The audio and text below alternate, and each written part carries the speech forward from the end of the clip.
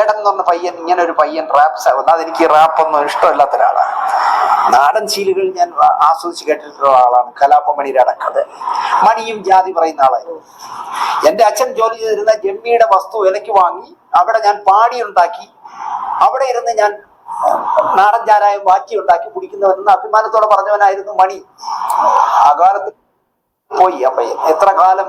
സുഹൃത്തുക്കളെ, ഇതാണ് ശാന്തിവിള ദിനേശ് എന്ന് പറയുന്ന നമ്മുടെ മലയാളത്തിലെ ഏറ്റവും പ്രശസ്തനായ സിനിമാ സംവിധായകൻ. ഇങ്ങനെ പ്രശസ്തനാവാൻ വേണ്ടി മാത്രം എന്ത് തേങ്ങയാണ് സിനിമയിൽ ചെയ്തിട്ടുള്ളത് വെച്ച് കഴിഞ്ഞാൽ ഒന്നും ചെയ്തിട്ടില്ല എന്നൊക്കെ പറയേണ്ടി വരും. പക്ഷെ ശാന്തിവിള ദിനേശിന് ഒരു വലിയ സ്വാതന്ത്ര്യമുണ്ട്, ഒരു വലിയ ലൈസൻസ് ഉണ്ട്. ഇയാൾക്ക് എല്ലാ കാര്യങ്ങളെ കുറിച്ച് നല്ല അവഗാഹമുണ്ട്, നല്ല ബോധമുണ്ട്. ഇപ്പോൾ വേടൻ എന്ന് പറയുന്ന, ഇപ്പോൾ മലയാളികൾ എല്ലാവരും ആരാധിക്കുന്ന രീതിയിലേക്ക് മാറിക്കൊണ്ടിരിക്കുന്ന ആ വേടനെ കുറിച്ചുള്ള ഒരു അഭിപ്രായ പ്രകടനമാണ് നമ്മുടെ ശാന്തിവിള ദിനേശ് പറയുന്നത്. ഇദ്ദേഹം പറയുന്നത്, എനിക്ക് റാപ്പ് അറിയില്ല, റാപ്പ് അറിയില്ലെങ്കിൽ അറിയില്ല, അത് നിങ്ങളെ മാത്രം പ്രശ്നം, നിങ്ങൾ അത്രയും അപ്ഡേറ്റ് അല്ല, നിങ്ങൾക്ക് അത് ഇഷ്ടമല്ലെങ്കിൽ ഇഷ്ടമല്ല എന്ന് മാത്രമേ ഉള്ളൂ. പക്ഷേ ഇയാൾക്ക് വേടൻ ഇഷ്ടമല്ല, അല്ലെങ്കിൽ വേടനെ പോലുള്ള ആളുകൾ ഇഷ്ടമല്ല. ഇയാൾ കലാഭവനിയെ കൂടി ഇതിൽ അപമാനിക്കുന്നുണ്ട് കേട്ടോ. കലാമണിയെ പറ്റി പറയുന്നത്, കലാമണിയുടെ അച്ഛൻ അധ്വാനിച്ച് ഉണ്ടാക്കിയ ഒരു പറമ്പുണ്ട്, അതായത് അധ്വാനിക്കാൻ പോയിരുന്ന ഒരു പറമ്പുണ്ട്. പിന്നീട് കലാമണി വളർന്നു വലുതായി പണം ഉണ്ടാക്കി അച്ഛൻ പണിയെടുത്ത പറമ്പ് വാങ്ങിച്ച് അവിടെ പാടി ഉണ്ടാക്കി അവിടെ നിന്ന് കള്ളു കുടിച്ചു എന്ന് കലാമണി ആ അഭിമാനത്തോടെ പറഞ്ഞു. അത് അഭിമാനമുള്ള കാര്യമില്ലേ? അദ്ദേഹത്തിന്റെ അച്ഛൻ പണിക്ക് പോയിരുന്ന പറമ്പാണ്, അത് പിന്നീട് കലാമണി വിലയ്ക്ക് വാങ്ങിക്കുകയാണ്. എന്നിട്ട് അതേ പറമ്പിൽ ഒരു വീടുണ്ടാക്കിയിട്ട് അവിടെ കൂട്ടുകാരുമായിട്ട് ഉല്ലസിക്കുകയാണ്. അത് അഭിമാനത്തോടെ പറഞ്ഞ കലാമണിയെ ഇയാൾക്ക് ഇഷ്ടമാവുന്നില്ല. അതൊക്കെ പറഞ്ഞ ഒരാളാണ് കലാമണി. അയാളും ജാതി പറഞ്ഞിരുന്നു പറയുന്നത്. അയാൾ ജാതി പറയാതെ എന്ത് ചെയ്യും? നോക്കൂ, നമ്മുടെ കേരളത്തിൽ എന്തുകൊണ്ടാണ് ദളിതരടക്കമുള്ള ആളുകൾ ജാതി പറയുന്നത്? ജാതീയമായ പ്രശ്നങ്ങൾ അനുഭവിക്കുന്നത് അവർ മാത്രമായതുകൊണ്ടാണ്.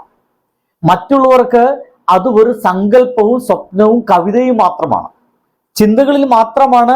മറ്റുള്ളവർ ആ ഒരു ജാതീയമായ പ്രശ്നങ്ങൾ അനുഭവിക്കുന്ന മാനസിക പ്രശ്നങ്ങളും ശാരീരിക പ്രശ്നങ്ങളും മറ്റുള്ളവരുടെ ചിന്തയിൽ മാത്രമാണ്. അവർക്ക് ഊഹിക്കാൻ മാത്രമേ സാധിക്കുള്ളൂ, സങ്കല്പിക്കാൻ മാത്രമേ സാധിക്കുള്ളൂ. സങ്കല്പം ഒരിക്കലും യാഥാർത്ഥ്യത്തോടൊപ്പം വരില്ല, ഒരു തരത്തിലും വരില്ല. അതുകൊണ്ട് തന്നെ അവർക്കത് ഒട്ടും മനസ്സിലാവില്ല എന്നാണ് എന്റെ പക്ഷം കേട്ടോ. ഒരു തരത്തിൽ അവർക്ക് മനസ്സിലാവില്ല. ഒരുപക്ഷെ ശാന്തിവിള ദിനേശിന് ഇത് മനസ്സിലാവില്ല.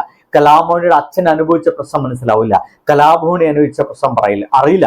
അതുകൊണ്ട് തന്നെ അനുഭവിച്ച കാര്യങ്ങൾ കലാഭവൻ മണിയെ പോലുള്ള ആളുകൾ, വേടനെ പോലുള്ള ആളുകൾ ജാതീയമായിട്ട് അവഗണന, അസമത്വം, നിറം കുറഞ്ഞതിന്റെ പേരിൽ അവഗണന, അസമത്വം അനുഭവിച്ചിട്ടുണ്ടെങ്കിൽ അവരത് നിരന്തരം പറഞ്ഞുകൊണ്ടേയിരിക്കും. അത് അനുഭവിക്കാത്ത ആളുകൾക്ക് അത് അത്ഭുതമായി തോന്നുകയും ചെയ്യും. അവരെ പറഞ്ഞിട്ട് കാര്യമില്ല സുഹൃത്തുക്കളെ. ജീവിച്ചിരിക്കേണ്ടതല്ലേ?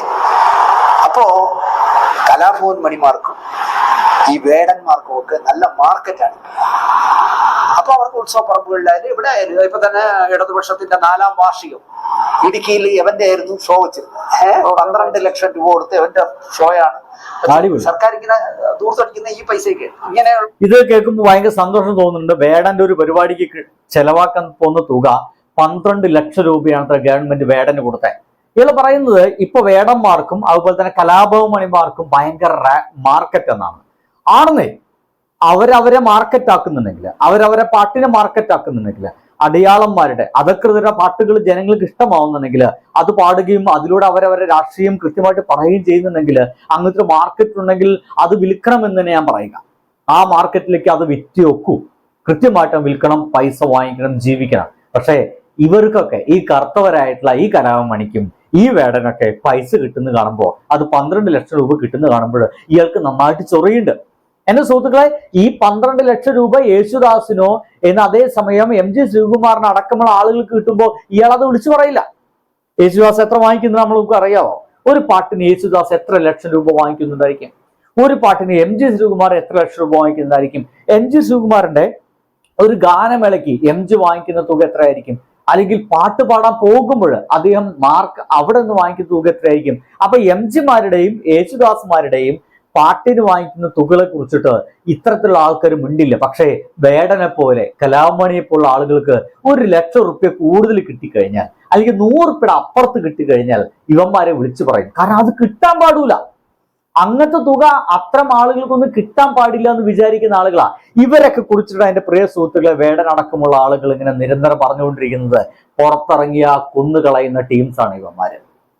ഉള്ളവർക്ക് പൈസ കൊടുത്താണല്ലോ ദൂർത്തടിക്കുന്നത്. വേടൻ എന്ന് പറഞ്ഞ പയ്യൻ തന്നെ അവന് കേരളത്തിൽ ഇപ്പൊ ജീവിക്കാൻ എന്താ പ്രശ്നമുള്ള അവന്റെ സമുദായത്തിന്? ഒരു പ്രശ്നമില്ല. എല്ലാ ആനുകൂല്യങ്ങളും നമ്മളുടെ ടാക്സ് കൊടുക്കുന്ന പൈസയിൽ നിന്ന് കിട്ടാവുന്ന എല്ലാ ആനുകൂല്യങ്ങളും പറ്റി, അത് ജോലിയിലായാലും വിദ്യാഭ്യാസത്തിലായാലും ജീവിതത്തിലായാലും എല്ലാത്തിലും കൈപ്പറ്റിക്കൊണ്ട് ജീവിക്കുകയും എന്നിട്ട് നായന്മാരെ ചീത്ത വിളിക്കുകയും ചെയ്യുന്ന ഒരു അവസ്ഥയിലൂടെയാണ് കേരളം കടന്നു പോകുന്നത്. കറുത്ത ശരീരം സ്വന്തം ശരീരം കാണിച്ചു നിന്ന് പാടുന്ന ആരെങ്കിലും കണ്ടിട്ടുണ്ടോ? ബ്രാഹ്മണനല്ലല്ലോ. നോക്കിയേ, മനസ്സിലായോ? അത് കറുത്ത ശരീരം വെച്ചിട്ട് പാട്ട് പാടുന്ന വേറെ ആരെങ്കിലും കണ്ടിട്ടുണ്ടോ? വേടൻ അവന്റെ കറുത്ത ശരീരം വെച്ച് പാട്ട് പാടുന്നത് നമ്മുടെ ഇവന് ഇഷ്ടമായില്ല, നമ്മുടെ ശാന്തിവിള ദിനേശന് ഇഷ്ടമായില്ല. എന്റെ പൊന്നു ശാന്തിവിള ദിനേശ, അവന്റെ കറുത്ത ശരീരമാണെന്നേ, കലാമണിയുടെ കറുത്ത ശരീരമാണെന്നേ, അതിനുള്ളിൽ നിങ്ങളുടെ വെളുത്ത ശരീരത്തെക്കാൾ വെളുപ്പുള്ള, അതിനേക്കാൾ മിനുക്കമുള്ള നല്ല മനസ്സുണ്ടെന്നുള്ളതാണ്. അതിനൊരു വീഡിയോ തൊട്ടടുത്ത് ഇതിന്റെ പിന്നാലെ ഞാൻ വരുന്നുണ്ട്, ഒരു പുതിയ വീഡിയോയുമായിട്ട് വരുന്നുണ്ട്. എന്താണ് വേടന്റെ മനസ്സെന്ന് നിങ്ങൾക്ക് കൃത്യമായിട്ട് മനസ്സിലാക്കി തരാം. നിങ്ങളെപ്പോലുള്ള ആളുകൾ ആ വീഡിയോ ഒക്കെ കാണണം കേട്ടോ. കാരണം നിങ്ങളിപ്പോൾ പറയുന്നത് എന്താണ് യേശുദാസ് ചെയ്തത് സ്റ്റേജിൽ, എന്താണ് MG ശ്രീകുമാർ ചെയ്തത് സ്റ്റേജിൽ, അത് മാത്രമേ വേടൻ ചെയ്യാൻ പാടുള്ളൂ. ഇവരുടെയൊക്കെ ഉമ്മാക്കിക്ക് കൂട്ടിവെക്കണം. ഇവരൊക്കെ പറയുന്ന വാക്കിന് അതേപോലെ റാൻ മൂളി നിൽക്കണം. എങ്കിൽ മാത്രമാണ് കേരളത്തിൽ പാട്ടുകാരനാവാൻ പാടുകയുള്ളൂ എന്നൊക്കെ തോന്നലാണ് ശാന്തിവിള ദിനേശന്മാർക്ക്. മാർക്കോസിനെയൊക്കെ വേണമെങ്കിൽ നമുക്ക് ഒഴിവാക്കാം. എല്ലാത്തിനും യേശുദാസിനെ പിടിക്കാം. യേശുദാസ് എവിടെയെങ്കിലും മാന്യമായ വസ്ത്രധാരണത്തിൽ അല്ലാതെ ഒന്ന് പാടുന്നത് നിങ്ങൾ കണ്ടിട്ടില്ല. സ്റ്റേജിൽ ഉറഞ്ഞു തുള്ളുന്ന കണ്ടിട്ടുണ്ട്. എസ് ജാനകിയമ്മ മൈക്ക് പിടിച്ചിങ്ങനെ നിൽക്കുന്നുണ്ട്. നമുക്ക് തോന്നും ഇത് ഫ്രീസ് ആക്കി നിർത്തിയിരിക്കണമെന്ന് തോന്നും. എന്റെ പൊന്നു സുഹൃത്തെ, കാലം മാറിപ്പോയി. ജാനകിയമ്മയുടെ കാലഘട്ടത്തിലെ പാട്ട് പോലെ വേടങ്ങനെ അനങ്ങാതെ നിന്നിട്ട് കടലമ്മ പെറ്റതല്ലേ എന്നൊക്കെ പറഞ്ഞിട്ടുള്ള പാട്ടുകളൊക്കെ പാടിക്കഴിഞ്ഞാൽ ഒരു മനുഷ്യന് കേൾക്കില്ല. ഇത് റാപ്പാണ്. അവര് പാടുന്നത് വേറെ തരം പാട്ടുകളാണ്, ശാസ്ത്രീയ സംഗീതം മറ്റുമാണ്. അതിന് അനങ്ങാതെ നിന്ന് പാടിയാൽ മതി. റാപ്പിന് അതിൻ്റെതായിട്ടുള്ള ശരീരഭാഷയുണ്ട്, അതിൻ്റെതായിട്ടുള്ള പാട്ടിന്റെ ചടുല നൃത്തങ്ങളുണ്ട്. അതവർ അവതരിപ്പിച്ചു നോക്കൂ. ഇതൊക്കെ ഏത് ലോകത്താണ് ഇവന്മാരൊക്കെ ജീവിച്ചുകൊണ്ടിരിക്കുന്നത്? ഈ വേടന്റെ വരികൾ ഇന്ത്യയിലുള്ള ലോകത്തുള്ള എല്ലാ വിഷയങ്ങളെയും അഡ്രസ് ചെയ്യപ്പെടുന്ന ചില വരികൾ എല്ലാം അതിന്റെ വരികൾ. ഈ വരികൾ ആരായിരിക്കും? ആരെങ്കിലും എവിടെ നിന്നെങ്കിലും നൽകുന്ന ക്യാപ്സുകളാണോ? വേടൻ ആരുടെയെങ്കിലും ഒരു PR ഏജന്റോ അല്ലെങ്കിൽ വേടൻ ആരുടെയെങ്കിലും ഒരു ടൂൾ ആണെന്ന് വിശ്വസിക്കുന്നുണ്ട്. ചിലപ്പോ ഇപ്പൊ കലാമണി എഴുതി സംഗീതം കൊടുത്തുണ്ടാക്കിയ പാട്ടെന്ന് പറഞ്ഞാൽ എല്ലാം എഴുതിയത് വേറെ ആളായിരുന്നു. മരിച്ചപ്പോ അല്ലേ അറിയണേ. അയാൾക്ക് 10 5 ഒക്കെ ചാരയോ വാങ്ങിക്കൊടുത്തിട്ട് അയാളെ കൊണ്ട് എഴുതിച്ചിട്ട് പാവം മനുഷ്യനെ എഴുതി കൊടുത്തത്. ബോബി ചെമ്മണ്ണൂരാണ് വീട് ഒരു നന്നാക്കി കൊടുത്തത്. അപ്പൊ ഈ പറയുന്ന ഷൺമുഖൻ വെങ്കടങ്ങിന്റെ മകൻ ഷൈൻ വെങ്കടങ്ങ് എനിക്ക് അടുപ്പമുള്ള ചെറുപ്പക്കാരനാണ്. അപ്പൊ അങ്ങനെയൊക്കെ ചെയ്യാം. ചിലപ്പോ ഇതിപ്പോ അവൻ പറയുന്നില്ലല്ലോ, അവനാണ് എഴുതിയെന്ന് അവൻ പറയുന്നില്ലല്ലോ.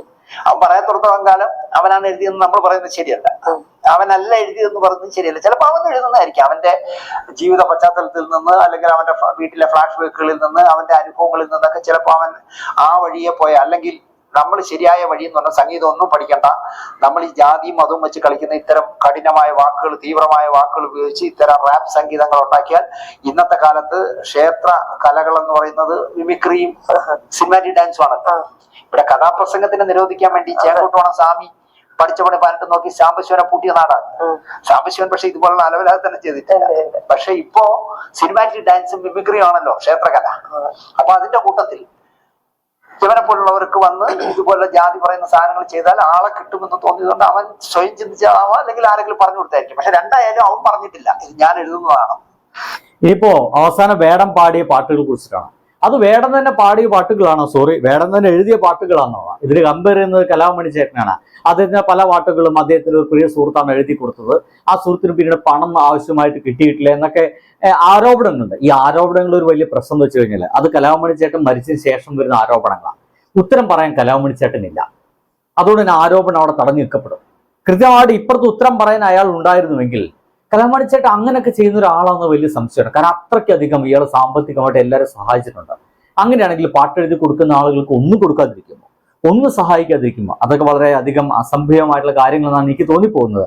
എന്തായാലും അദ്ദേഹത്തെ പോലെ ആരെങ്കിലും എഴുതി കൊടുക്കുന്ന പാട്ടായിരിക്കും ഇവൻ അതൊന്നും തുറന്നു പറഞ്ഞിട്ടില്ലല്ലോ എന്നാണ് ഇപ്പൊ ഇയാളൊക്കെ പറഞ്ഞത്. എന്തൊക്കെയായാലും ഇപ്പോഴും നമ്മുടെ ശാന്തിയുള്ള ദിനേശന്മാരെ പോലുള്ള ആളുകൾക്ക് ഇപ്പോഴും ഇഷ്ടമല്ല.